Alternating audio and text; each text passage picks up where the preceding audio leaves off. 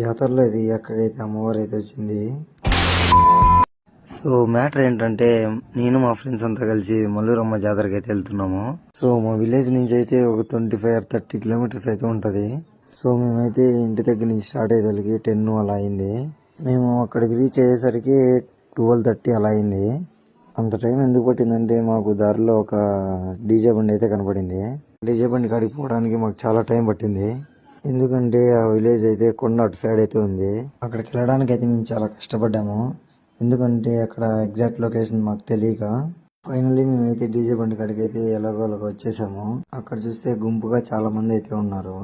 అక్కడ గొడవ జరుగుతుందని చెప్పి మేమైతే ఫాస్ట్ గా అయితే అక్కడికి వెళ్ళాము. ఏంట్రా అని చూస్తే అక్కడైతే వేరే అక్కకైతే అమ్మవారు అయితే వచ్చింది. అక్కడ ఊరు వాళ్ళు అయితే వాళ్ళ సమస్యలు అయితే అక్కనైతే అడుగుతున్నారు. ఇంకా అక్కడి నుంచి అయితే మల్లూరమ్మ జాతరకి అయితే వెళ్ళిపోయాము. అక్కడైతే ఫుల్గా అయితే ఎంజాయ్ చేసాము. చూడండి.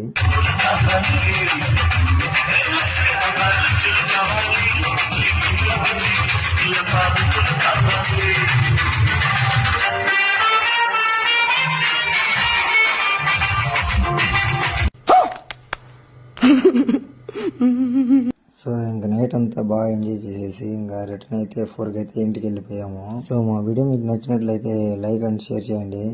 ఓకే బాయ్, నెక్స్ట్ వీడియోలో కలుద్దాం.